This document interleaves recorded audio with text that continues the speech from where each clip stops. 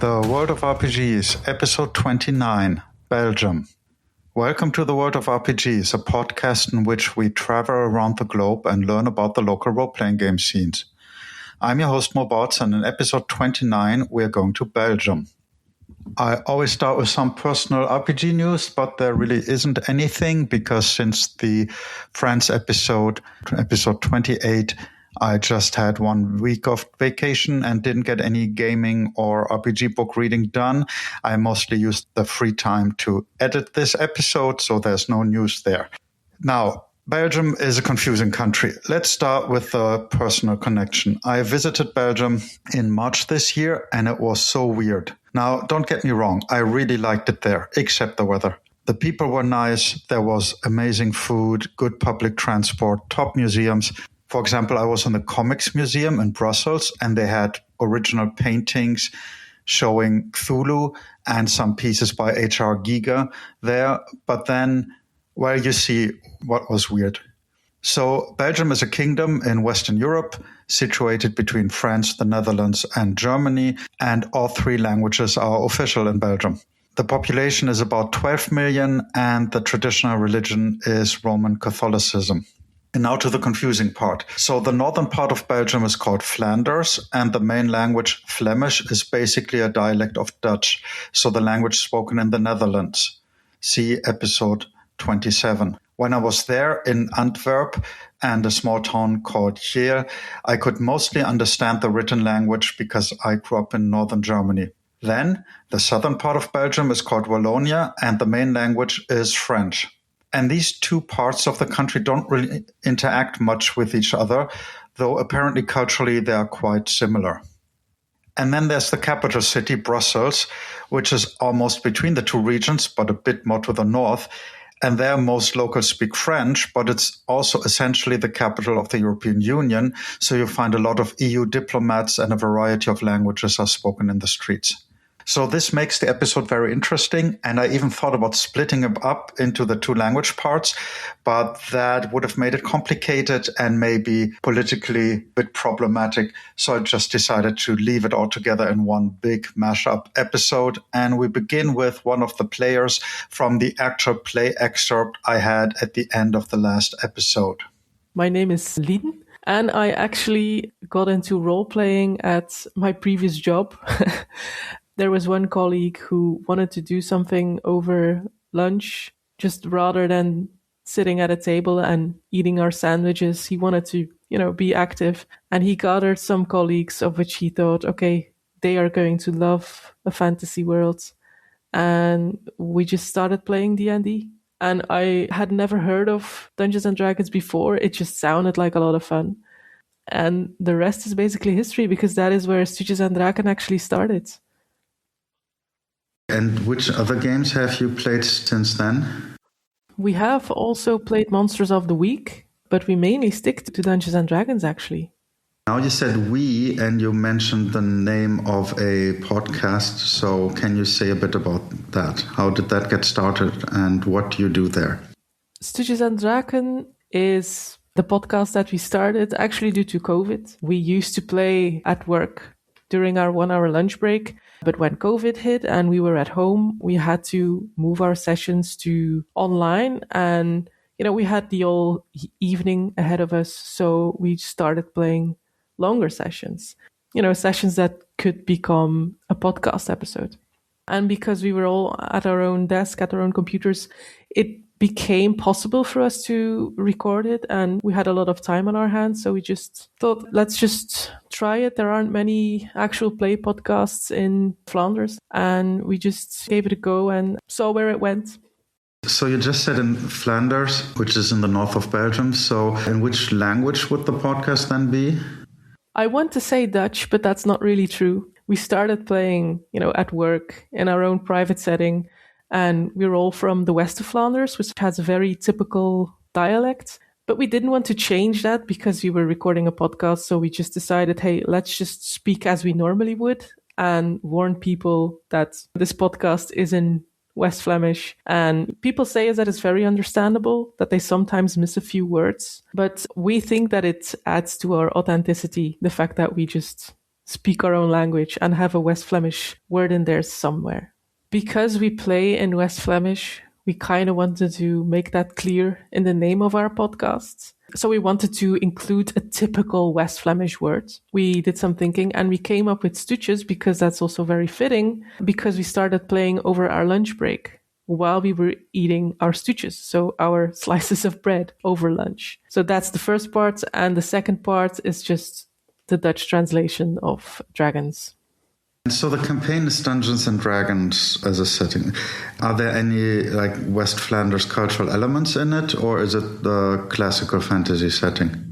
It's more the classical fantasy setting, although sometimes we have this very, like the typical West Flemish farmer guy as an NPC somewhere, but it's not that we really have those cultural things in there that are typical to the West of Flanders.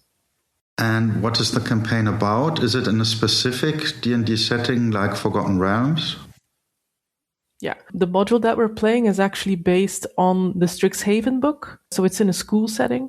And the reason why our characters basically came together is that we're all students at the same school, being Strixhaven. That's Magic the Gathering related?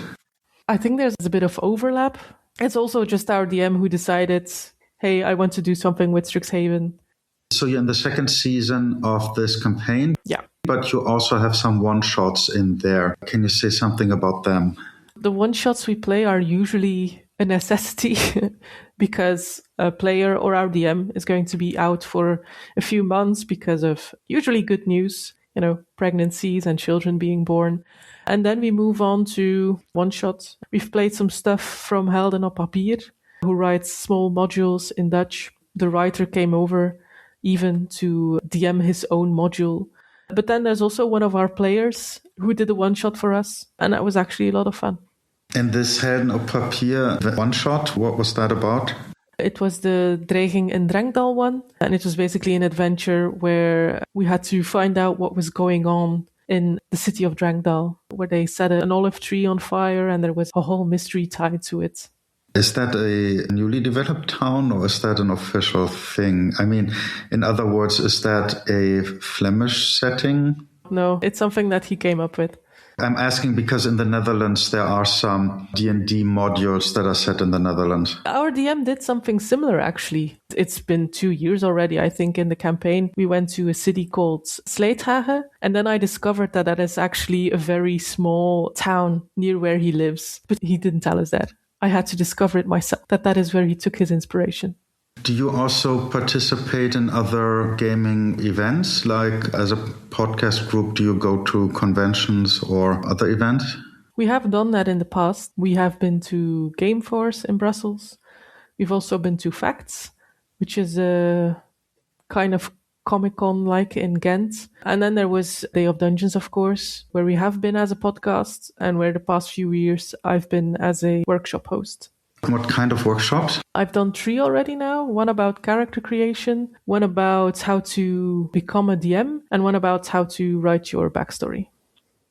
Okay, that's interesting. And later in this episode, we have the interview with Day of Dungeons. But as I understand, those workshops are in English then? Yeah, I do those in English. Yes, and I'm very sad because when I visited Belgium, it was, I think, 1 week after the event. It was a business trip and I couldn't go at a different time. Do you know if your podcast has any listeners in the Netherlands? I think we have a few, but not that much because we do have that barrier of us talking in West Flemish, which is far removed from Dutch that is spoken in the Netherlands. So I guess there is a language barrier there, but we're not doing this to gain a huge audience or to, get famous or something. We're just having fun in our gameplay, in the story that we're telling, and we want to share that with other people. We see what comes of it, but it's not with a goal in mind. And have you ever played RPGs in other languages like English or French? I haven't personally, but our DM and one member of our podcast, one player, they have been part of a collaborative D&D session during Day of Dungeons. And since the event is in English, that play session was in English as well. Yeah, because in Belgium, I'm always wondering if there are groups that are bilingual or if there are events where you would have both languages. Maybe in Brussels, that could be possible. The problem in Belgium is a bit that, there is Flanders and there's Wallonia, and that's like very separate from each other. There's some regions where there is more of a mix, but generally we don't really mix with each other. Would you be able to read books in French, like if you had French at high school? It would be difficult, but I think I could manage. I'm asking because there's so many original French games, which you could also get in Brussels. I was wondering if anyone in Flanders, even if they play in Flemish, then they could at least read the books, I think they technically could. I'm not sure whether it happens often. I think most of us just use English sources, of which there are a lot online. The official books are in English. I guess we gravitate more towards that than towards French. And how about Dutch language books? There are a few, like the numbers have increased, but I think when there are Flemish creators, they often just write it in English just to, broaden their audience, broaden the scope. I think Helden op Papier has even had one of his modules translated to English. Next, I talked to an organizer from Brussels. Hi, so I'm Nils, and how I got to get to play TTRPG. 4 years and a half ago, pretty much after the pandemic, after all that time in COVID, I just really wanted to reconnect with my friends.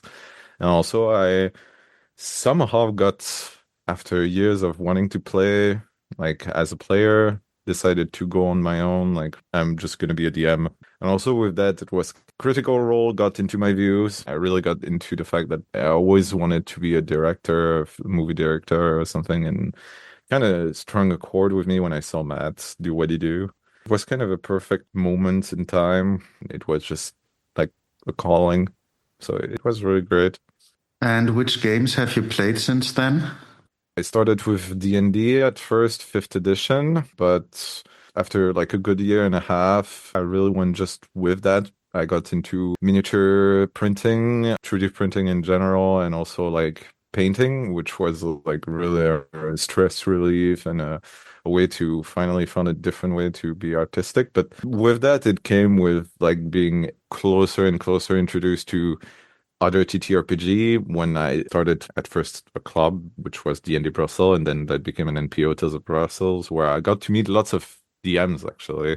I didn't know there were that many DMs in Brussels, but with that, they really talked to me about how much they wanted something else than D&D.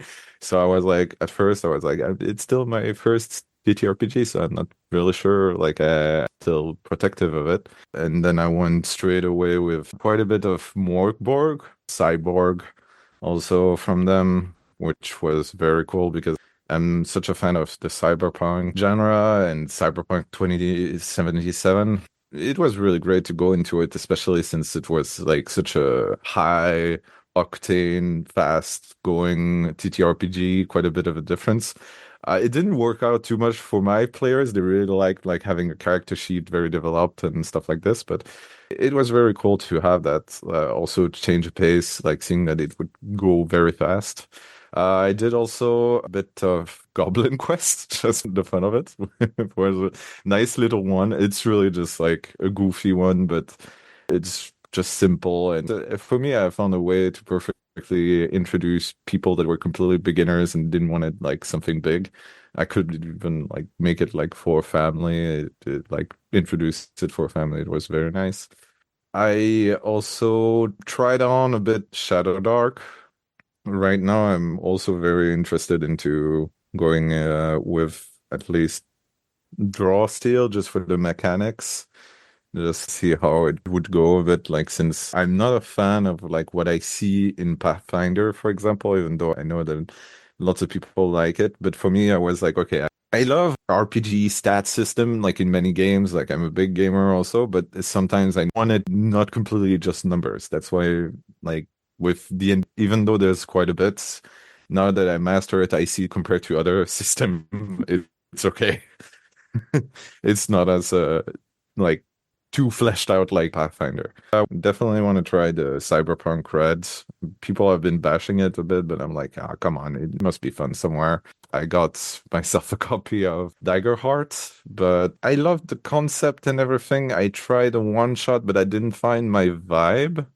but actually like working on kind of mix matching like a bit of what I do with D&D, which I include lots of 5th edition and 5.5, I guess. Like I'm making a mix of both of them, but also I'm trying to use a lot of what I got from Daggerheart because with that I feel like I can fill up the gaps that Daggerheart doesn't have. So I'm kind of mix matching slowly to make my weird dagger dungeon and dragon kind of mix up. I've been interested in other ones like Mothership. I've been very interested in that one.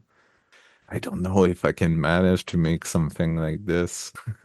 Survivor or as a TTRPG seems very hard to play out, especially since you're the monster pretty much like trying to scare them and stuff. For the rest, I've been prepping a bit of what I could possibly make with Vampire the Masquerade and also Call of Cthulhu. Have you tried any French language RPGs? No, I never really got to see or even think of like a game that was made in Belgium or France or French talking people. Maybe I did. I don't know. I have a friend that is called Maxim. He made Nuke It Down and Baroque. I never tried his systems, but they seem very interesting. Yeah, last month I was in Brussels and went to Ludo Trotters, the game shop there, and they had loads of original French games. They didn't have any Belgian games, but they told me some names of authors. Yeah, that's something we do events with Tales of Brussels over there once a month. So I should ask them actually. But yeah, it's always nice. This is a great place. Have been quite lifesavers to do events with the NPO over there. So you mentioned NPO a couple of times. Can you talk about this organization a bit? Tales of Brussels, I was at first like a club that became an NPO after a few months. It was like pretty much 3 people that got to meet. Lots of people coming in because like compared to other place in Brussels, we were more situated in the south of Brussels. So compared to the Seigneurs du Chaos that are in the northern part of Brussels, it was nice for people that wanted to discover that in those parts. So we got quite a bit of people, and then we needed to add more space, more places, and it evolved into quite a nice thing where we do like almost every weekend, 30 people. It depends a bit on who's available. Lots of different DM. We were like a team composed of French speakers and English speakers, also one Dutch speaker, but it was mostly like he wanted to keep it more in the English circle. It was really nice, just a way to try to communicate or passion to other people that wanted to try and also to make it like very available and show that what we think of TTRPG is not just a game, it's a way to socialize to every spectrum and be free, tolerant, have an enormous way of being inclusive and make it as available as possible for anyone that want to try. Before even we decided to start it as an NPO, one of the goals was that I wanted to show and use this NPO as a way to show that TTRPG can also be an amazing social and therapeutic tool as a way to help people with social anxiety, communication difficulties, and even just any kind of social inquiries that makes it harder for people that have mental health issues or even simply just difficulties in general. So this is one of the big, I don't want to say secret goals, but it's one that we have to keep close to our hearts, but we can't work on it yet because everything we've been working can just join in easily, but then we can show it to our government and Brussels in general that we have other goals that we want to do with that, and we can achieve it by showing how many people we can introduce and make it a service to the city as an events-based NPO at first. We also want to help make DMing being a recognized form of artwork. We're also trying to promote it by the fact that even though it's a bit symbolized right now, we are flat reimbursing all our DM members. It's not that much, but we want to prove that we can try to make it happen for every people that come DM at our events and that is a member, that they can get something back for the effort. We're also slowly moving into ways that we're getting hired for private events like bachelor party, team buildings, and with that we give like way for the DMs that are working with us, immediate family through this NPO, and give us a way to make a living through those events. So it's lots of branching ways of what we think TTRPG can do and what we want to give back to those creators of stories. Like we really want them to expand into this world with TTRPG. And also earlier you said you're planning an actual play recording for the future. Yeah. All the people that worked behind the scene of making the NPO and also as a way to sponsor outside of just simply or social media and, you know, like another platform to do so. In that sense, we wanted to make it outside and reward people that worked through the NPO and also give back to some DMs that worked with us on the NPO to try on what it is to do an actual play. So we're doing that outside of the NPO and doing a both way sponsorship, like the NPO sponsors the streams and the stream sponsors the NPO. So we can have some kind of self-nourishing environment for both and also make it that at least there is some way where they can support each other. But it's also just because I wanted people that so hard to make this NPO happen to, well, I won't say the name, Tales of Brussels happen, to have like a fun thing to do on the side, because sometimes we're a bit tired to grind and organize events after event. But I mean, we're just happy when we hear people are having a good time at our events. So that's what makes us roll, literally. And the name is going to be Tales of Asphodel. There you go. The Twitch channel is going to be done in a few weeks. We're finalizing a few tests, checking how everything goes. The team is pretty much set up. And after that, it's just going to be us having fun and telling stories and bringing DMs to the channel that wants to have fun and show their stories to our community and outside. My last question would be, how are your contacts to the Belgian scene outside Brussels? With Thomas from Day of Dungeon, that was very cool. He was very kind to reach to us. We participated in the last 2 Day of Dungeons festival, where it was really cool to see how many TTRPG fans were, and especially even though we're based in Brussels, to go in Ghent and have a nice moment with the TTRPG community. Other than that, I mean, we have a few contacts. It's true that it's been evolving a bit since we arrived in 2024. Since then, lots of things have changed in the world of TTRPG and PO clubs and stuff. There was at some point an idea of doing an umbrella organization where it would try to bring people doing live role play, not around the table, and also TTRPG clubs and NPO to try to make us like all together work. Unfortunately, I saw that this didn't go as how it was planned. With all that was going on with my own NPO and the team, I decided to focus more on what I was doing, but it was a promising project. I think one day it will be possible to do. Also knowing that in Belgium, the thing is, when you're in Brussels, you're really in the middle of like 2 different countries almost. And with that, you can see that everything is quite a bit separated. So doing that will take some time. The thing is, I do feel like sometimes it's a bit of a silent competition, but that's something more that is just my point of view. We participated in a few, I'd say, charity events, French-based, that worked around quite a few countries that are French speakers. It was called Roll Event. And I'd like to see that more in English and non-English speaking countries, just to rally together anything that could work like this. Because for me, actual plays are cool and I think they bring us together, but also I think as a way of communicating through countries, connecting together, TTRPG can be that way too. Now, who was this Max that Niels mentioned, and what was Roll Event all about? Let's find out more in the next interview. So I'm Max, also known as Max Hafner, Max de Fief Cosmic. My real name is Maxime de Haak, which is a Flemish name, can I say?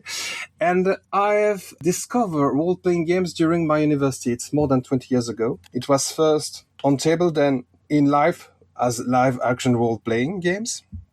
It's how I met all the communities here in Belgium. Sometimes, 2 times, I think I had to play in France at this period. But no, it has a little bit evolved because I'm a writer, an author of role-playing games in Belgium. And I also goes to make conventions in France and in Belgium and Luxembourg also. And just to complete the thing, I have been also an organizer of live action role-playing games since 20 years. All right, that's a lot of things to cover. Maybe start with the elephant in the room in Belgium, the language thing. You said you're a writer. In which language do you then write? I write mostly in French for my RPGs, but for LARPs, I write in French and English. Okay, have you also played in Dutch?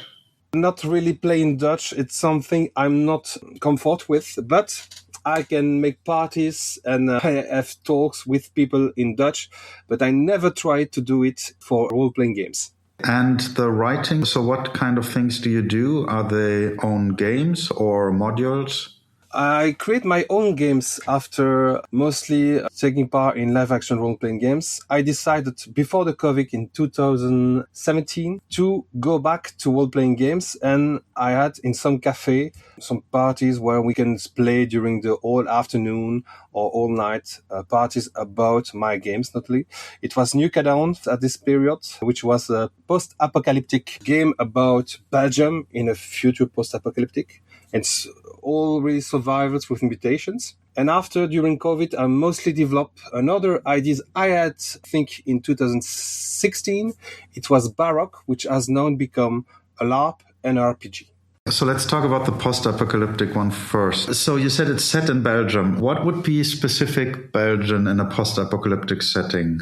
I place myself in a lot of different ways, but mostly when I open a story or background about a region in Belgium, it's because I've lived there or I know people and sometimes goes there. So it's mostly speak about Brussels, Liège, Slutich or Luik in Belgium also called, the Charleroi, Flanders, and the north region of France near Lille and Dunkirk.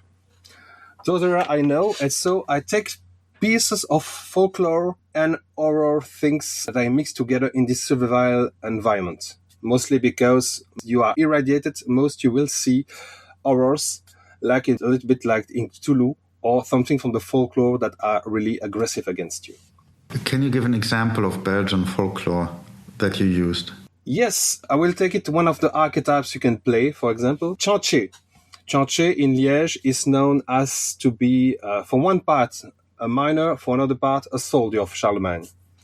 I use it, the one that's called a lone soldier of Charlemagne, that is going like the Witcher to hunt dangerous creature around Liège.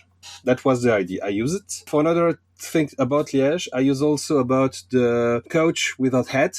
That's an old legend of Liège. And when you are irradiated, sometimes you can see it in the tracks where you are in the desolate area, and it comes and you laugh and pass away, and you are just, am I dreaming? What have I seen? And you become a little bit madder. It's the way it works. And also, I think it's really important in the game, I didn't say, we use some Belgian humor about ourselves because we have what we call dérision. I can say it's to laugh about ourselves and our, how can I say it, absurdity, because there is a lot of absurdity in Belgium. So I use those things to create the game. And then you mentioned the other one is called Baroque, and that's also connected to a LARP. Can you say a bit about that game? I will explain it. Firstly, I developed the role-playing games, and it's about dark fantasy, steampunk, and horror games. Horror is something I really like. And here, there is two kinds of horror. One coming from the mythos of Cthulhu, that just, if you go through it, you can discover my own creation about horror, that it's something else. And by doing this, I create just something that's totally different from the first one. It's multicultural. It's worked and created with people from other cultures that I just decided, okay, I have my own point of view. When I was younger and teenager, I traveled a lot with my parents. They were working at the Sabina. Sabina was Air France of Lufthansa of Belgium, but it has disappeared. At this period, it was really our national air company. And with that, my parents let me travel through most of the continents. So I had these dreams and memory about other culture, other humans, and I decided just to write it. But like I said, sometimes RPG communities throughout the world is small. So we can exchange, find people and discuss. I even find somebody from the Pacific Island, with whom I'm in contact. And by creating this word, I would like people to have 3 different things they can do. Live an adventure like every role-playing games, make inquiry about some ghost stories or paranormal things that just happen in a manner. And also, the third is interesting. It's to fight all what's occult and horror from Cthulhu and my mythos, and really try to understand, or when they understand, to retard the coming of those dreadful entities. That's the only thing they can do because they are not gods themselves. And by creating that was the first point. One part goes to the role-playing game that will be normally next year, I hope. I just spoke today with my editor. A crowdfunding, but in French only for the moment. And another part, with more than a dozen friends, we create the LARP. We have already have 2 episodes of this LARP, just this month in April 2026, and last year in August 25. So where did you do that LARP? We did it, the first one in Bendendorf, it's the German part of Belgium, and the second we do it in Liège. It was the Fort de Lantin, which is an old fortification of the Belgian army. And so it was in the same setting, but used LARP rules. Live action role-playing is really different because I have to build access with people. I give some independence and liberties to manage it as special NPCs. And on the other side, there's lots of intrigues. And also this red line that comes in each, that the great entities, are called also as the great ancients, are willing to come back. In the past, you were also involved with something called Roll Event. Can you say something about that? Yes, Roll Event was an idea of the French Federation, which is called FFJDR, which means French Federation of Role-Playing Game. They represent not every club in France, but a lot of them. It was really interesting because they had this idea that we can do something mostly altruist to propose to different clubs of role-playing gamers to collect money and to give it to associations that entertain children in hospitals or even adults or people mostly dying. That was the idea. And so they began it with the Swiss Association 2D4 in 2020 normally. And in 2021, I come back with Belgium and Luxembourg, where I was the person organizing everything for the country. And then the next year, we had the Luxembourg that is own representative with the Sci-Fi Association of Luxembourg, do everything but imaginary. And it was Gerard Kroot that was the representative for that. And it was really interesting between 21 and 23, because at 23 we had the most money that was collected and sent to the association. We never managed it. It was always an association that gave us the feedback. So, okay, this year we receive this amount with the message it was relevant. So we had more for Belgium. It was 1,083 euro that were collected in 2023. And the next year we go back live and do things, but there was only for Belgium and France less money, and for Belgium it was 463 euro we collect. So we discovered that at this period there was less interest on about what was on Facebook and events, and also Facebook changed its policy about that. For this moment we decided just it was no more interesting and we stop it. But there was also, in the last year we do it in 2024, there was something that was no more the same spirit, no more the same people, and less professional, even if it was something we do it artistically. Yeah, when I was in Belgium, I was really out of luck because I came just between 2 major conventions when I was there. So there was the Day of Dungeons. I came a week after that. And then I saw flyers in Brussels for, what's the name? Troll et Légendes? Exactly. And so I just came between these 2 conventions and I couldn't attend. Troll and Legends for your English auditors. I was in Troll and Legend, but not at this year at Day of the Dungeon, but it's Day of the Dungeon organized by people that create RP Belgium. That's a new federation for TTRPGs and LARP in North Belgium. We say it's Brussels and Flanders. And can you say maybe a bit about this Troll in Legend, what happens there? Because it seems to be like a bigger event to me. It was. It was. Last year, more than 100 tables for the 50 years of RPGs history events. And it was great, but those that were in the association organizing it just had an argument with the organizer of Troll Legend, and then now it's split. Those guys will do now in October Festival Enjeu, which in games, and Troll Legends continue with people like me and others that we had from 100 tables when you can play, only 13 tables for this year. Is there anything you want to add? Maybe something about a new way of behavior we have in the old RPG communities that just question me a lot, and I've been in those special communities which are called the benevolent one, that has come from USA and also influenced the Swedish way of seeing RPGs and come also to Belgium since the COVID period. And I've placed myself a little bit away from those people because I was in a group saying that he was, and because I'm neurodivergent, they just get me out. And so something I've seen a lot of time in those saying that they are benevolent and open mind, it's that mostly it becomes a sect and a religion, thinking that they are the only ones who have the good answers, and forgetting to think more over than their own noses. And that's something I think it's really dangerous because it comes from a way of thinking that are not humanist, and that think that there is only a dogmatic vision in the role-playing games. And coming from my years in the beginning of the 2000s, when I was with my other students getting in the role-playing games and LARP, we never experienced a way of thinking like that. It was really more free and open than today's, if you have to be like I am to play with me.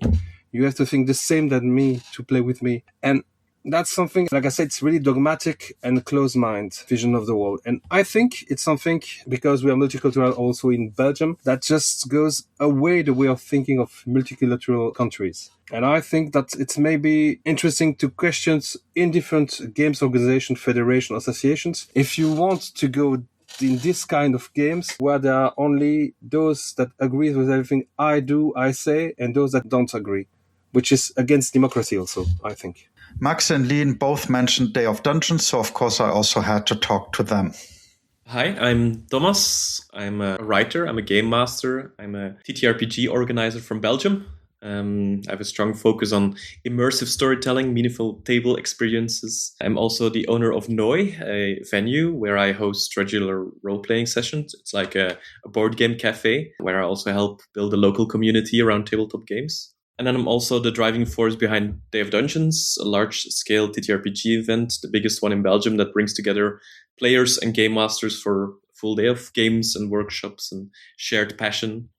Alongside that, I organize Burcht and Betovering, which is a more intimate, high-end experience where participants spend an entire weekend in a castle. So a bit like a Belgian D&D in a castle. And there's a custom mini-campaign that we designed for them. A lot of atmosphere, a lot of immersion as well. And then beyond that, I'm also involved with RP Belgium, where we're supporting and connecting the broader role-playing scene across the country, both for TTRPGs and LARPs, with community building, but we're still building that up as we speak. And I think I started my exploration in role-playing games.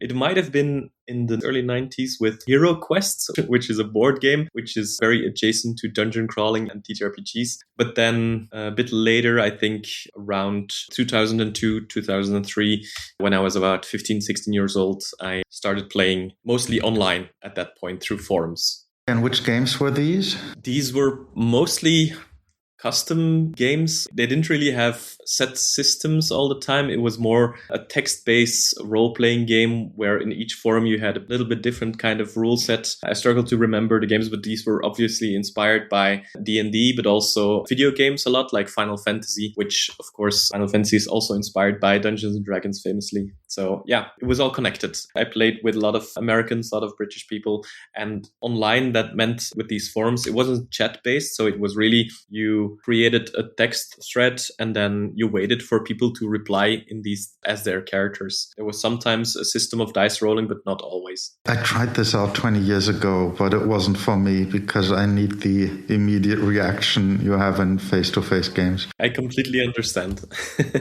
And which games do you play nowadays? Oh, I play tons of games, mostly Dungeons and Dragons. But in my board game cafe, we have a monthly exploration of a different TTRPG. The most recent one was Dread, which we really liked, the horror Jenga TTRPG. And then we also play everything that's coming out. We play Daggerheart, we play Call of Cthulhu, Pathfinder, you name it, it's on our list. Also a lot of things from Chaosium, like Rune Quest, of course, and 7th Sea, I think, is next month. So yeah, a lot of different things.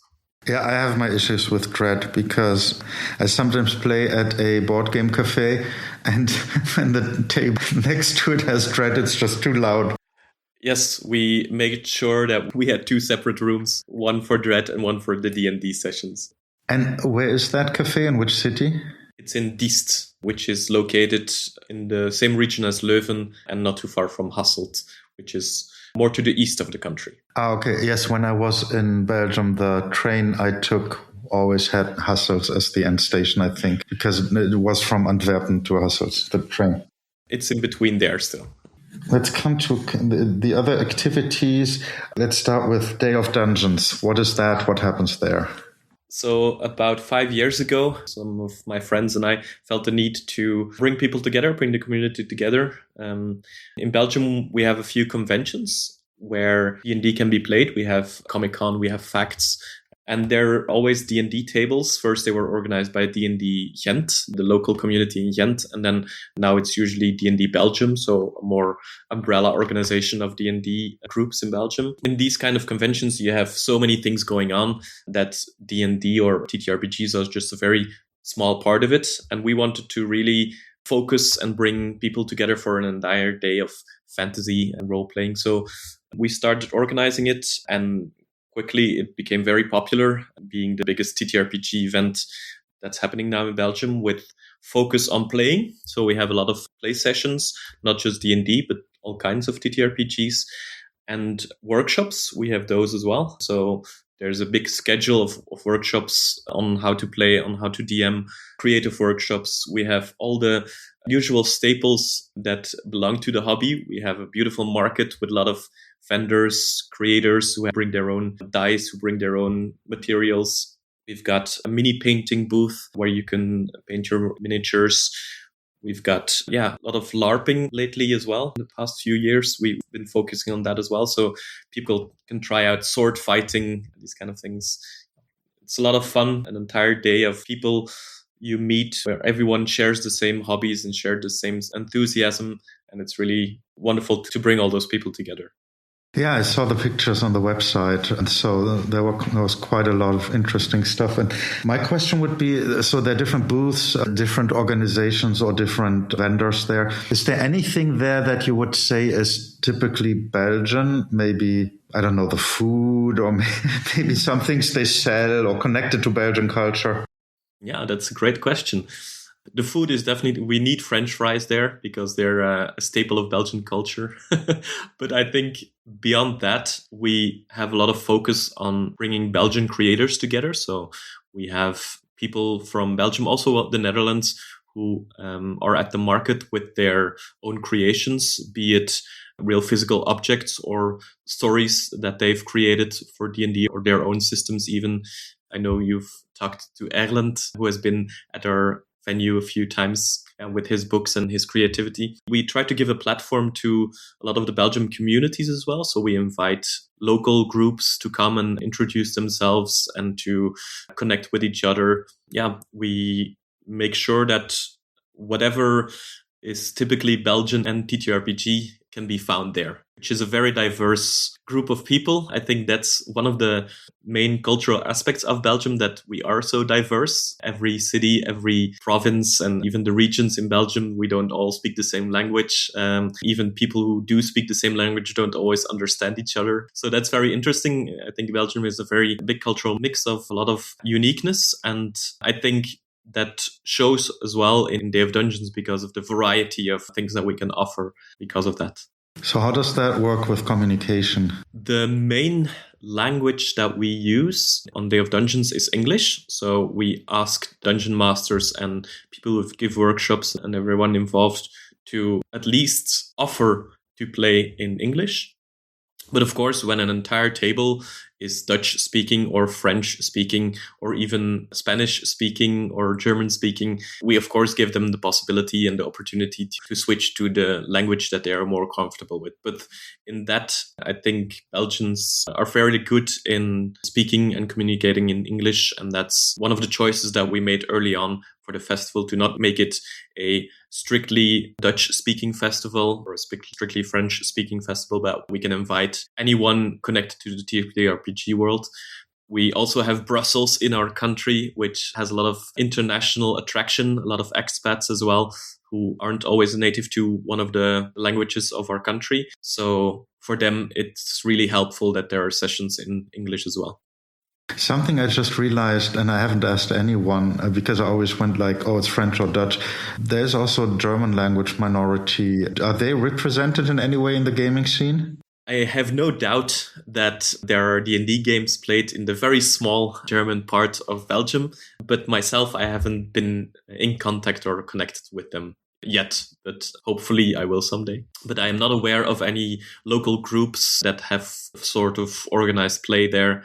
I've looked for it, but I haven't yet found it. Also, I forgot to ask, Day of Dungeons, where is that? Well, since the beginning, we've moved around quite a bit. So we have always been 2 years at the same location. So the first 2 years was in Vilvoorde, which is very near Brussels, just north of Brussels. The following 2 years were in Ghent, big city, and has a very large, maybe the largest D&D community in Belgium. And then next year, we move into Antwerp, which is also a famous and big city. One of the, I think, unique aspects, which is probably a little bit Belgian as well, but definitely unique for our festival, is that we are not just a regular convention. We call it ourselves a festival in that regard, and that we always choose a historic venue to host our day. So to host Day of Dungeons, we always have a historic setting, which immediately makes you more immersed in being there in a fantasy location. So the first 2 years we were in Vilvoorde, which was in some kind of forest with old barracks of horsemen in the army. Very historic building. Then the 2 following years, we were in an old abbey in Ghent, which is beautifully renovated. But you have the stained glass windows and everything that you could dream of in a classical abbey. And then next year, we will be in Antwerp, where there's a lot of historical buildings, but we will be in the Handelsbeurs, which is like the old trade place where you used to have these booths for all the people who were trading their goods. And it's a beautiful historic location. NATO was there recently. There used to be fantasy festivals there as well a long time ago. It's architecturally, it's a beautiful place, and the historic value is immediate when you enter there. It's just stunning. And I think that's typically Belgium as well. Like the architecture, we have a beautiful history and a lot of famous and talented architects in our history. And we are very happy to be there for these kind of events. Also for the other related, much smaller event, Burcht en Betovering, which would be translated to castle and magic, but the 2 B's also say B and B, or when you spell them out, because it's D&D in a castle where you spend 2 days with a lot of comfort as well. And it's in a castle, so again, a very beautiful and historic place that we play D&D in, or different kind of TTRPGs. If you say castle, how can I imagine that? Because castle can mean different things in Europe. So is it like medieval thick brick building, or is it more like a country manor? No, we have like the turrets and the brick that is very resembling a typical castle as you would imagine it, like more medieval style. I think the place where we have it is a little bit in between, but yeah, it really has a castle feel to it. It's not really medieval, it's more Victorian castle, I think, in the way it looks. And it's in the south of the country as well, so it's in the Walloon part of the country. Even though we have a lot of beautiful castles in the Flemish part as well. Something that often combines castles in Wallonia is they have a big nature vision of fields there. It's beautiful. I just looked up when I was in Antwerp. I might have walked past the Handelsbeurs, and I've walked past that area, but I didn't go inside. It's not as spectacular on the outside as it is on the inside. It's really beautiful. And yeah, we're very privileged to be there. I think when we started dreaming about Day of Dungeons a few years ago, we never thought that we would be able to score such a venue. But of course, we build the festival year after year, and we are very happy to have such a loyal audience of people who attend every year. Well, they help make the festival grow as well, giving us the opportunity to expand a little bit more each year. Because the main reason that we move around is because the venues that we find are very easily sold out. We have a limited amount of tickets that we can sell, and then we have to disappoint people that there is no more room there. And even though we don't want to be a big convention, a big Comic-Con type of thing, we also want to keep it smaller and cozy in that sense. But it's still good to at least try to grow a little bit each year, to allow more people to come and share their adventures with others. You're one of the few people from Belgium I've spoken to who seems to have contacts to both language communities. So my next question would be, do you see any differences in the games they play? Maybe the contacts to neighboring countries might be different, or is it basically the same? Yeah, definitely. I think there's a lot more influence from France in the Walloon part and a lot more influence from the Netherlands in the Flemish parts. There's a lot more translations in the French part of the country. In the Flemish part, I think English is also used when referring to the books, and there's not a lot of translations. Also because I think commercially it's a lot less native speakers than when you're a publisher and you translate your works in French. So that helps, I guess, the Walloon countries to have more materials that they can easily connect to. I think it's with a lot of things. I think it's a cultural thing that the language barrier is a mental barrier as well for a lot of people. That both in the French-speaking part and in the Flemish-speaking part, we have a lot of possibilities to live out our hobbies. And so there's not a big necessity to look over the border and to connect with each other. But one of the goals that some of my friends and I have is really to start an organization that can serve as an umbrella for the entire French-speaking and Flemish-speaking communities, both TTRPG and LARP, since they are very close connected to each other. But we'll see how that goes. I've met a lot of friendly faces from Brussels and from the south part of the country. There's so much that we have in common, both in interests and in challenges that we face, that it would be crazy not to at least consider working together. That would actually be a very nice end. One thing that disappointed me in Brussels, I went to a game shop called Ludotrotters, and then under the Ludotrotters it said game shop in both languages. And so I thought, okay, they might be in two languages, and I went inside and they only had stuff in French or English. Yeah. That's because there are very few materials that are translated. You have some individual publishers of TTRPGs who make like their own games in Flemish, or who have Flemish adventures or adventures in Dutch. Of course, this is shared with the Netherlands as well. So a lot of the things that I'm saying now also goes for the Netherlands. But in regards with language, there's in the late 80s, I think we had our first published role-playing game, which is called Schimmen en Schaduwen, which is Flanders' original role-playing game. I think early 80s you had the AD&D and the OD&D being played here in Belgium. And then inspired by this, there were a few friend groups, but then published as well, who made these rule books and adventures for their own setting and their own kind of TTRPG game. And that's really cool. I think more or less the same people are working on Monsters and Magiers, Monsters and Mages, which is also a fantasy role-playing game, rules light, I would say. And these are two of the examples that are published in Flemish-speaking part of Belgium. But that doesn't mean that the creators that we have in Belgium, a lot of them work for the international market and are working to create products that are in English, because you reach a little bit of a wider audience with that. Sometimes financially that might be interesting, but also the reach that you create by making products in English is very big. We also are very proud, of course, in Belgium to have Larian Studios located in Ghent in our country, which is the creator of Baldur's Gate 3, which also made the community grow. I think worldwide, people who became interested in Dungeons and Dragons through Baldur's Gate 3, because it's an enormously well-made game, received so many awards, and we are very proud to have it based in Belgium. So there's a lot of creators who are Belgium-based, but who maybe are not in the know-how general audience products that have been published. I'm working as a TTRPG tester as well for Monolith Board Games, which is a publisher of TTRPGs based in the UK with links to France and Germany as well. Bolwerk is someone who has made a lot of Kickstarters with his innovative design of dungeon maps that can be linked together endlessly. So yeah, you have a lot of creators who are active in Belgium who publish in English, but that doesn't mean that we should be less proud of them to be Belgians. Is there anything you want to add? I think collaboration, as you have probably heard in my stories, is something that I'm very fond of, working together with people. And I think that's just basically what TTRPGs do best as well. A lot of TTRPGs at its core ask people to make something awesome together, to tell stories together, to make sure that people share their enthusiasm, their passion, and create something as a group.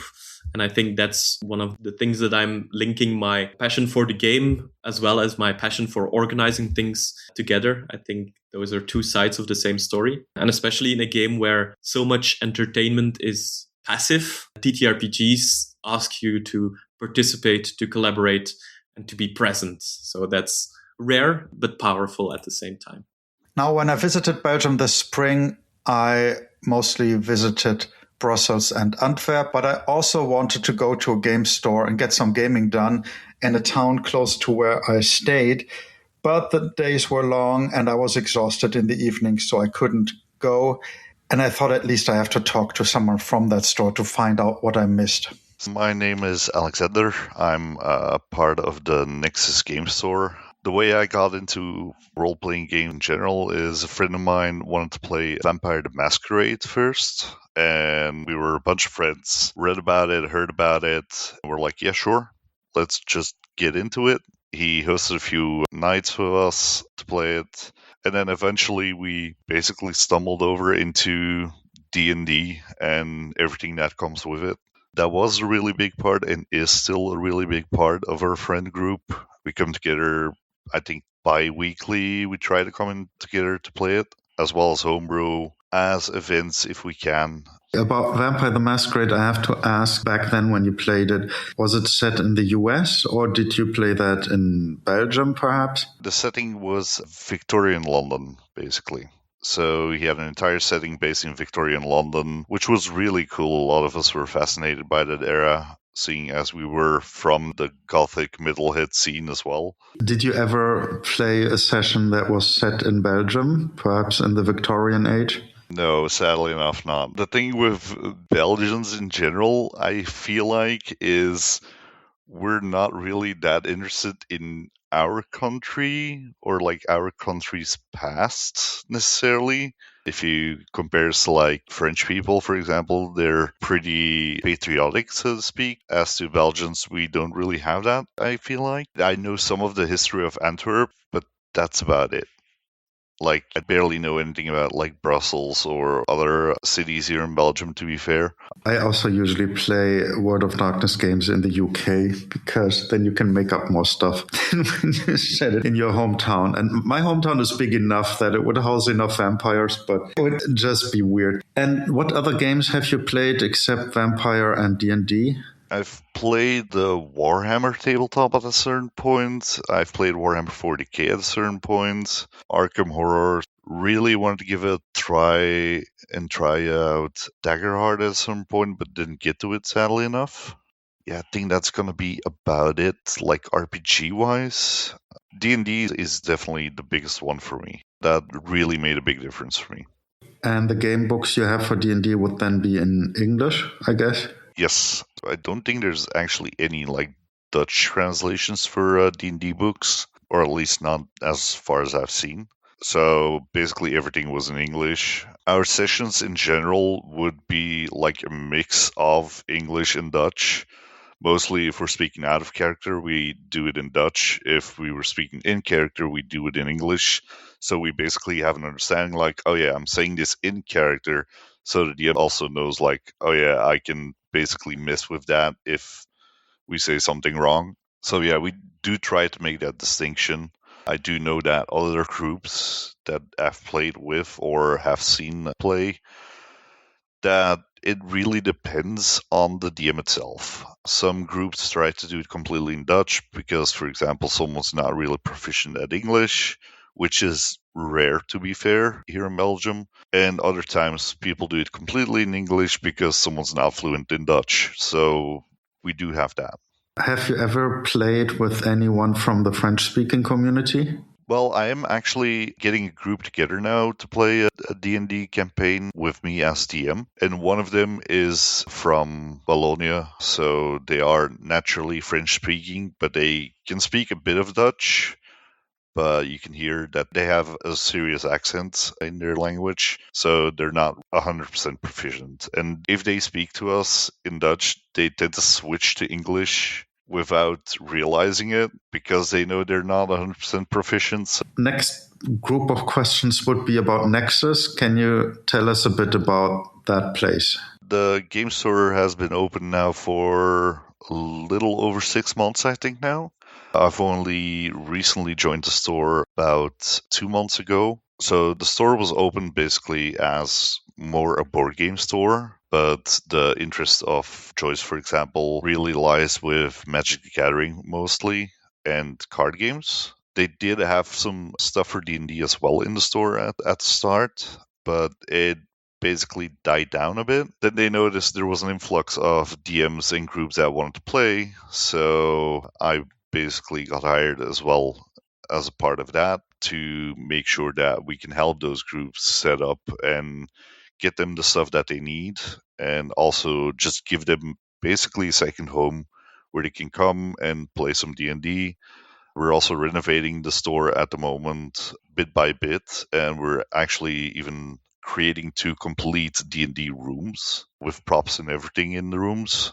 Those are separate rooms, so they don't have the intrusion of people coming through the room or anything, and they basically have room for themselves, which is definitely amazing. Now we can provide such a service to them. In regards to books and dice and all that stuff, basically 2 months ago when I started, the first thing I did was order everything that a beginning D&D player would need, like PHB, Monster Manual, Dungeon Master's Guide, all that, and dice sets, obviously, because that's the biggest thing for D&D players, dice sets.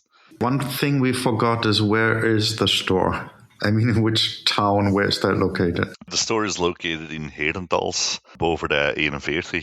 It's basically in the center of town there, which is amazing. We have an amazing location. We have a lot of parking spaces around the store as well. We try to do events as frequently as possible. I think it was last week or the week before, we even had a Learn to Play D&D event that we hosted. And we had one of our regular DMs basically do a little one-shot with people. Everyone that played along came out of their room with like, yes, that was amazing. I definitely want to play more and this and that. And now that DM is actually preparing to take on a second group because of it, which is absolutely fun to see. Do you host any other games there than D&D? Yeah, it's TCGs, so it's mostly Magic, Lorcana, Pokemon, One Piece. Soon we're starting Yu-Gi-Oh! As well. So it's mostly card games. For the role-playing and tabletop games, I am trying to get Daggerheart in as well, because I'm a huge Critical Role fan myself, so that's the obvious go-to. Maybe some Vampire the Masquerade as well. And like, I'm keeping my eyes out. I know there's a really good Fallout one as well. I know there's a really good Cyberpunk one that was out recently that was also really good, apparently. If I can get my hands on some of like the old Warhammer tabletop books, then I try to get those as well. They're a bit more technical, but yeah, I think people would really like that if we got that. I wouldn't call Warhammer very technical compared to D&D, but okay. Yeah, I mean, yeah. I actually found those a few years ago in the UK as well. The original old D&D. I think it was D&D 2.0 or something books that I found.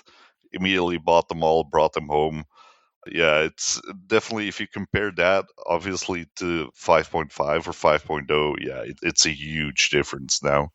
And these D&D adventures that you host, are these published adventures or homebrewed ones? Most of the DMs in our store do homebrew. I think there's one group that's going to start from this week, actually, and they are going to run Curse of Strahd. Like 8-9 years ago, I also ran Vandelver at a certain point. I've also done the release of Waterdeep. I've also ran that. Maze of Mad Mage, ran that as well, which is also an amazing module, to be fair. Really enjoyed that one. So yeah, we try to diversify. I do know that, like, for example, in the store, we have several modules, like the Giants one I think we've got Waterdeep as well, and I think 2 or 3 more. Can't remember off the top of my head. And have you ever played or hosted any local RPGs? I mean, made by Belgian creators? Not really. Because we're such a new store, we're now mostly focusing on building up the communities. So we have people to do that with, because obviously that's the biggest thing that we have to do first to build up. So yeah, community building is definitely our biggest thing that we're doing at the moment, which is why we're doing like learn to play events and stuff like that, just to get more people into the hobby and then try and go from there. Like I said, one of the people that came to play Magic actually wanted to DM. We also guided them to our Discord, and we're like, you know what? If you want the group, like, we can make posts and everything in the Discord. We can make it. We posted it, and I think not even a day later, they had a full group of like 6 people for a campaign. And yeah, that's just amazing to see. Basically, people get together that fast, and that's also how we know there is a really big interest into D&D, especially in our store. But we also have a free RPG day coming up in, I think, 2 months ish, which I'm already planning an event for with the other DMs to maybe try some other RPGs, run a few one shots of several RPGs with pre builds and stuff like that, which is definitely going to ignite some passion, I think, in some players as well. Does Nexus have contact to other creators or organizations in the country, like conventions or actual plays or whatever? Not at the moment yet. That's also one of the points that I brought up when I applied to Nexus, was I do have contacts within D&D especially. So, for example, we have a D&D Vlaanderen, which is D&D Flanders basically, which is one of the biggest discords I think in Belgium regarding D&D. And I'm, for example, befriended with one of the creators of that Discord in that channel. They have contacts with Facts, for example, which is an amazing expo in Ghent with a lot of cosplays and stuff like that. But they also host small D&D one-shots for people that are interested. And yeah, Outpost, obviously, 10 years ago, I helped as well there with setting up events and stuff like that. Hosts everything, basically. So Outpost is the game shop in Antwerpen, and I also visited that when I was there in March. And I noticed they only had English material, nothing in the Dutch language. When it comes to games from Belgium, Thomas from Days of Dungeons had mentioned Erland, so here's my interview with him. My name is Edland. I got into role-playing games at quite a young age, actually. It was about 1985. I must have been 8 or 9 years old. And we got introduced to role-playing games here in Belgium through actually the Dutch translation of a German game of Das Schwarze Auge. You probably know it. We had a Dutch translation. We didn't have game stores or communities to find such things, so we got it at a bookstore. And it was quite something to behold at that time. It was something that was very unique. And I got into role playing through that, and then got into Dungeons and Dragons later, then into Warhammer Fantasy Roleplay. In the early 90s, it was Shadowrun that was very popular. Then it was Vampire the Masquerade that got very popular. So I saw that whole evolution in role playing games, actually. And these other games, would they be also translations or the English originals? Those were all the English originals. So in Flanders, we usually use the English version, but there's actually some people who are making Dutch content for Dungeons and Dragons at the moment, and they're very popular. So there is a market for it, absolutely. And then when you play games set in the real world or some kind of version of it, so like Shadowrun or World of Darkness, would you play these in a US setting or then in Belgium or some version of it? Most of the time in the US setting, the setting that was actually in the book that was prepared for us. But there have been times when I've converted it to local settings. I've just last year I've done a campaign in the Fallout game system for tabletop role playing game, and it was set in the Antwerp region. That was a lot of fun to do. Okay, that's interesting because I was in Antwerp a month ago and I quite enjoyed it there. So, from these games you played, then the next step was writing your own material, if I get that right? Yeah, absolutely. So about 10 years ago, I wrote Ambrosia, which is a dark fantasy role-playing game inspired by the history and the folklore of the Low Countries historically, so Belgium and the Netherlands. I say inspired by and not based on because history is taken with a grain of salt and I've changed most of the names of people that are involved and organizations that are involved so not to get on the wrong side of people. For example, the Catholic Church was historically a huge power here in the medieval times, but I've changed the name so I don't offend Catholics. So, what would be unique about the setting compared to other low fantasy games? Well, it's based on historical facts. So you're learning as you're playing. That's a fun thing. And there's certain freedoms that I've taken with certain species in the setting. For example, the dwarves are different than you see in other role playing games. They're more low tech and more like Tolkien had them envisioned in The Hobbits in first place, and not like they went on to be the heavily armed characters that you see in the movies. And what would you consider to be like typical lowland elements in the folklore or in the creatures or in the magic, if there is any magic? Yes, there is. There are, of course, creatures that are specific to the region. I've done a lot of research to get to the interesting stories folklorically then, because most folklore you'll get, there's a story, The Witch from Zichem, and the story goes, there's a witch in Zichem, the end. That's it. That's all you're gonna get. So that didn't help me much.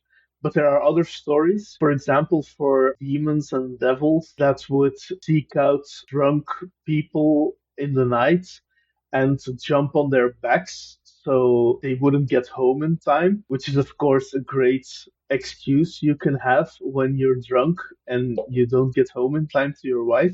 There was a devil that jumped on my back and I couldn't. So things like that, I put them then in a fantasy game mechanic. So you get these invisible devils that you have to fight and they jump on your back and you're slower because of it. They slow you down a bit. I've also basing myself on what people thought was real in medieval times and not necessarily what was real in medieval times. So, for example, you got witchcraft as a form of magic, and that's devil worship as the church would brand it to prosecute witches or people they claimed were witches, actually. Does the game have a unique rule system? I think so. It's skill based. So you make up your character depending on what skills you buy. Skills have at one point a mechanical value. For example, if you take the skill tracking, you get a bonus on tracking checks. To put it simply, there are some skills that are way more complicated than that. And for every skill you take, it's always connected to one of the attributes of your character. And if you take a skill, your attributes increases. So it's kind of the other way around. Most of the time, you have to have certain strength score to take wood chopping, for example. But I work the other way around. If you take wood chopping, your strength goes up. One of the mottos of Ambrosia is actually more fun to mutilate than to kill. So the idea is that if you're a player character and you're in combat and you die, it's just game over. It's an anticlimax. You get to roll up a new character, but yeah, that was it. But if that character loses a leg or an arm, then the character becomes more colorful and it provides gameplay for the player. They can find a way to regenerate their limb magically, or they can replace it with a hook or something cool that you can use in combat. You can do whatever with it. So it's hard to die in the game, but it's easy to get maimed. So that if you're a high level character, you're not necessarily more powerful than a low level character, but you will be more wounded. And you will be that character like in Skyrim that says, I used to be an adventurer like you, but then I took an arrow to the knee. And you'll have all these stories to tell about your scars and what happened on your adventures. You'll have something to show for it. That's something else that's unique about the game setting. I went to the website of Ambrosia and saw there's a core book and 2 adventures. Is that right? That's right. There's 1 adventure and 1 complete campaign that takes characters from minimum to maximum level. And these are available in print? They are available in print through Drive-Thru RPG or via me. If it's for people in Belgium, it's more easy to order through me because Drive-Thru RPG, their printers are situated in the UK. And ever since Brexit, it's been a bit of a hassle to get them sent over, of course. I'm personally really intrigued by the setting because I'm from Niedersachsen, so like the state in Germany next to the lowlands. So there should be some cultural overlap for me that feels familiar because it's like the same geography and similar language. Yes, historically, we were this small plot of land that was jabbed in between some of the greatest forces in medieval Europe. Germany was one of them, France was another, England on the other side. So historically, we've been occupied a lot in the last few thousands of years. And is that also part of the setting? Are there like big neighboring powers? Yes, absolutely. So as we start the storyline in the campaign, the land that Ambrosia is set in is actually occupied by what would be the landmass that is France, which was also historically in medieval times, we were occupied by France. So I changed the names not to offend any French people, of course. But that part is historically correct. So another question for me is, because I still haven't figured out Belgium completely. So you've played this at conventions only in the Dutch-speaking part or also in Brussels or somewhere else? Only in the Dutch-speaking part so far. I do have an English version of the core rules available, but none of the adventures yet. Yeah, it's most prudent to get Dutch-speaking people to play it at this point. Ah, okay. I thought you might have run it in English in Brussels or something. Not yet. Have you played any other unique Belgian role-playing games apart from your own? In the 90s, there was Schiemen en Schaduwen, which translates Spectres and Shadows. I do have a copy of that, and I try to collect everything that's made in Dutch for role-playing games. I don't necessarily play them all, but it's kind of a hobby. I think it's quaint to have these Dutch role-playing games. So I also have all the Dutch translations of Das Schwarze Auge, for example. I think I'm one of the only ones with a complete collection in Flanders. And can you remember some things about that game that you mentioned?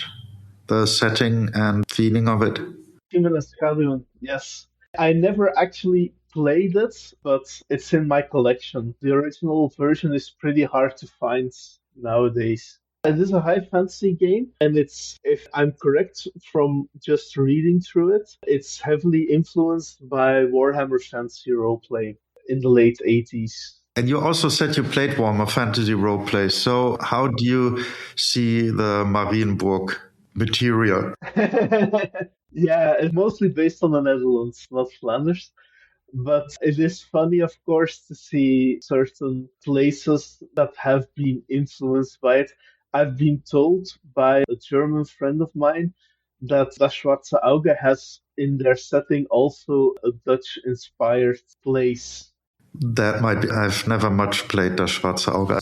And finally, a Francophone author based in Belgium. I'm Quentin. I'm living in Belgium. I'm a French author from France, basically, but I made my games mostly in Belgium. I got introduced to RPGs in my youth, around 15. And yeah, I was playing Wargame at first, and then I had no really big community around me to play with. So I had to find something more easy to put in. And the guy at the shop drives me directly to the Warhammer First Edition handbook. Yeah, you know the universe. The rules should be quite close to something you know already. So take this one. It's only 200 francs, 200 francs, so 30 euros at the time. So it was very few bucks to buy. Yeah, I started like this directly as a game master, and then I tried to adapt games around me, the universe I like, into RPGs, and now I'm making games for my own settings. A quick question about the Warhammer roleplay. So in the Warhammer Fantasy roleplay, they make a lot of jokes about different European countries. So what was Britannia like for you? Britannia is, we don't know, it's a mix between UK and France. But there is a lot of names in French in it. So it's a lot of jokes around the French cities, like Bordeaux is called Bordelot, which means close to the water in French. Very funny to visit Britannia when you're French. I think it was a joke on Bordello, on the whorehouse. Maybe let's get right into that, the games you worked on yourself. So I had a quick look at the website. They seem to be mostly science fiction games, aren't they? Yeah, most of my games are science fiction because I'm really into science fiction. I'm not a nerdy guy that much. I am, but I don't go that deep into science fiction. I'm more into games and light settings. So my first game was Robot, a game about robot, obviously, that was published in Quebec back in the days, and the company bankrupt, and then the game disappeared. But then after that, I tried to write my own. So it was a space fantasy setting, which mixed fantasy element and science fiction element, like planet discovery and feudal society. It's matched up a bit weirdly, but at the end, the universe is working fine. But today, I can't work on so big settings alone. It was a very big project with 2 books, around 500 pages in total, to illustrate and write and everything. So it's a very big deal for me. So I switched to very small games, I can call them. The first one is called La Couvée. So the progeny. There is a translation in English, but I'm still working on it. So you play a member of an alien hive. So it's a setting made to play aliens characters, so creatures from any universe you like Zerg from StarCraft, Tyranids, anything, a Starship Trooper, Spider from Lord of the Ring, anything that can be connected to some hive mind, because the rules allow to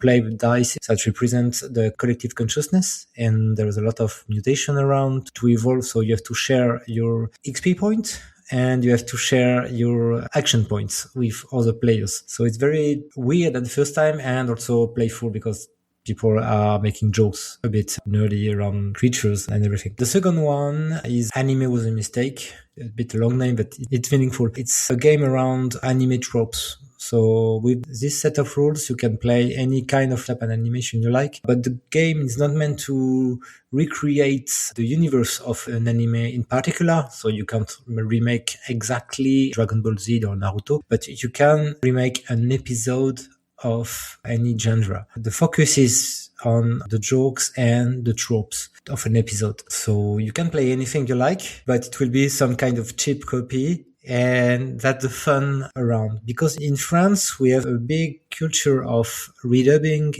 and translation of anime. It arrived in the 80s and we did People didn't understand what happened with anime, and they changed a lot of things. So people of my generation and in the later years also adapt anything from anime, and we got a very special affection for this kind of animation. And today it keeps up with the old ones and the new ones, because animation is a very big sector today. Yeah, with that games, we made a lot of kind of anime. We make dramas, we made shonen, of course, action animation, we made football, we made a soccer one. Just to focus, Anime Was a Mistake is based only on Japanese animation, not anything from French, Belgium, and American comics. That's completely different universe.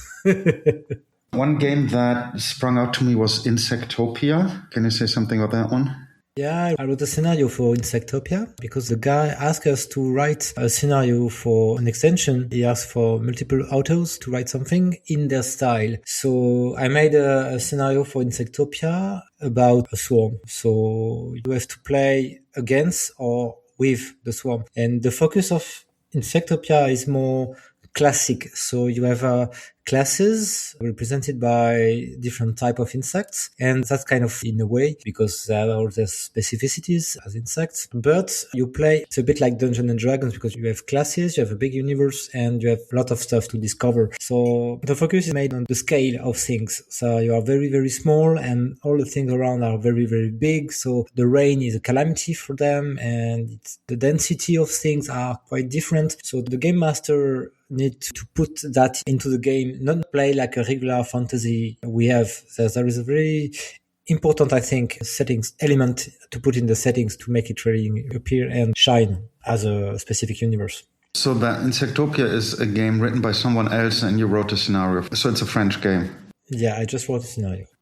It's different with Progeny, La Couvée in French. Insectopia plays in a very specific universe, and you play insects that evolve in kind of human-like societies. But in La Couvée, you play an alien. You play something that can mutate on the fly. You play a bit like a video game creature. So you will play the monster in the B movie. You are the stuff, the things that attack humans, and you had to survive because mommy is watching and I need you to survive. That's the main thing. And another game is, I'm not sure how to pronounce it. I had 7 years of Latin at school, so I'll just pronounce it Latin. Vivere? Vivere, yes, a bit of Latin, but it's a bit old. That's the space fantasy setting as I was talking about just before. I stopped working on it because it's finished now and it's very too big for me to handle right now, the communication around the game. And I think it's too old now for the way I see gaming. But I know there is a public for this game because I saw some PDF sold from time to time. That's very cheerful to me. It's very warming up.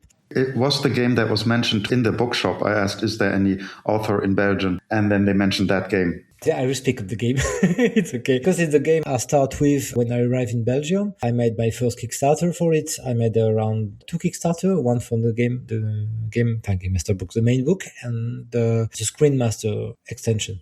So I made 2 financements, 2 crowdfunding for it. It works very well. I was surprised. And I guess mostly because the art in the game are very good and made by somebody that became very professional after that. I don't know if it's because of me, because she started because of that, but she's very talented and she worked very hard. So the games have this vibe of French-Belgium comics. That's something that I wanted to put in the game because I wanted specific French touch as science fiction. It's very weird, but it's like that. And the games talk about human communities, like imagine a classic Lord of the Ring universe or Dungeons and Dragons universe set it on a planet that exploded at a time because of a calamity. Some kind of god appeared in the planet and pushed the people away. And today you play one of these people that has to be settled around in the galaxy and try to match up again, to get them again, because society is divided and without the others, they understand they can't survive on foreign planets. And it's kind of difficult because you have the technology that's falling down. You have the communities that are becoming very, very strict and religious. But at the same time, people awake and try to make something else, everything they have right now. So you play one of these guys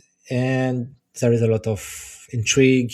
There is a lot of adventures around. And yeah, that's a big universe. And you said it's science fiction with a French touch. So what would that French touch be? I don't know. I think what I like a lot in French science fiction is the old one from the 70s, like you called Metal Hurlant. It's a bit hippie, I think. It's a bit edgy. It's flirt around political issues, but never get really too deep into it. Just mention them and make setting with it. It's a lot of pulp. Yeah, I think it's something around everything like this. I can't call my game very Frenchy, but yeah, it gets influenced by all of that. Valérian, the comic Valérian is a very big influence for me, but I have no space travel in my game. I've read the German translation of that comic. Your different games, do they have different rule sets, or is there like a similar system? Each game has its own rule set. For La Couvée, the collective consciousness setting. For Awam, Anime Was a Mistake, you have the gimmick setting that allows you to put on the fly some elements that you want. And for Vivere, you have a very classic percentage system, close to Warhammer system, but with some lighter elements and a lot of things that get out. Now, you said you lived in Belgium for a couple of years, but you're originally from France and started gaming there. Do you see a difference in the gaming scene, like at conventions or gaming clubs, or is it similar in the French-speaking space? I can't tell because the country is very small here, and from what I see, people stuck together more in Belgium because it's more easy to move and they stay really close to them. So it's family, it's close friends from university, high school. It's very close in Belgium. In France, we move a lot. We have to change cities around. So gaming groups are more divided and reconstruct with time. Clubs are the same, play locally. But in Belgium, they try to be more invested into popular events. So I guess they are the first ones to be present into a Japan exposition, for example. In Brussels, you have a big event that's called Made in Asia. And in this event, you have around 5 to 4 RPG clubs coming from multiple cities in Belgium. Mostly French ones only because it's in Brussels. The Brussels one, you have the Liège one, Charleroi, and everything. So thank you for listening to episode 29 of The World of RPGs. The intro music was Battle of the Dragons by Thomas Mutziu, and the logo is by Ayberk Karakash. A special thanks goes out to all my interviews from Belgium that made this possible. And I also want to thank the staff of Ludo Trotters, a shop in Brussels, who pointed me to some people in the Francophone part of Belgium for this episode. What is new is that I'm now also on YouTube. So you could find the show notes there or in the landing page on Let's Cast. I'm also on Spotify and I think on Deezer and on Apple Podcast. Anyways, please follow and like this podcast on your player or social media of choice. And now to get ready for episode 30, we, as always, have a teaser with an actual play excerpt. And then in that episode 30, I'll also interview the game master from that session. And yeah, episode 30, that's more than I ever thought I would do. And we still have at least 15 or 20 countries or regions to go. We return to a country we already covered, but go to a specific language region. You can probably guess which language that is, even before I play it. Actually, one of my interviewees just now had mentioned having published one of his games there. Internet. Je vais vous demander d'imaginer ces trois personnages-là qui courent dans les couloirs d'un labyrinthe. À gauche, à droite, cul-de-sac, revenez! On peut pas passer par là. Et vous courez. Nadine, tu viens de revenir à toi. Tu sais pas combien de temps a passé depuis que t'as eu cet épisode-là au cœur de la place publique du labyrinthe. T'as aucune idée de ce qui se passe. Tout ce que tu vois, c'est que tes mains sont couvertes de sang. Oh, sacrément! Puis, tu regardes, tu sais, le bébé est pas là. Martin court derrière vous, mais il est même presque à la traîne. Puis t'entends des cris, des voix fâchées, puis des gens qui sont comme genre « Ils sont passés par là! » Puis genre, t'entends les bruits de pas là, d'une foule qui vous poursuivent dans les couloirs du labyrinthe. Puis ce que tu vois dans le visage de tes amis, c'est uniquement de la panique. Qu'est-ce que vous faites? Quoi? Qu'est-ce qui s'est passé? Qu'est-ce qui s'est passé? On n'a pas le temps, Nadine! On n'a pas le temps, go, cours! Cours! Là, je me scrute en courant pour voir si le sang vient de moi, tu sais. Genre, j'essaie de voir si le sang il provient d'un de mes orifices ou de... mais non, mais mon nez... Je comprends. Il y a plusieurs orifices. Ben oui, Colin de Bin, la gang. Les oreilles. Ben oui. Non, mais Épaules, les coudes. La bouche. rien du genre. Tu penses pas que t'as de blessure non plus. Tu cours, tu touches ton arme, puis tu vois que le canon est encore fumant, ton arme à feu, puis tu sens genre sa poignée est comme chaude, comme s'il y avait eu une utilisation intense de ton arme à feu. Ah. Et touche pas à ça. Go! Ah ouais, on s'en va le plus loin possible. Hey, Martin! Je pogne Martin par le bras puis je le mets sous mes épaules. Là, Martin, il n'y a pas de sang sur lui, là. Non, Martin, il n'y a pas de sang sur lui, mais tu vois, il est juste comme... il regarde autour, puis je pense que derrière vous, ce que vous entendez, c'est... il y a comme des éclats de balles, les gens vous tirent dessus, puis il y a comme une espèce de brèche qui vient de se former dans le mur derrière vous, là. Il y a une balle qui était à l'espace où la tête de Martin se trouvait il y a quelques instants. Ramassé, je le garde sur moi, puis il court. Ben là, vu qu'il y a des balles qui passent à côté de Martin, sans trop comprendre, je prends mon fusil puis je tire par en arrière. OK, tu tires, pow, pow! T'entends genre, ah, des cris, genre... S'il te plaît, c'est bon de savoir s'arrêter des fois aussi. Hein? On peut essayer de s'écouter, mais à un moment donné, il faut écouter les autres. Là. Nadine, lâche le gun!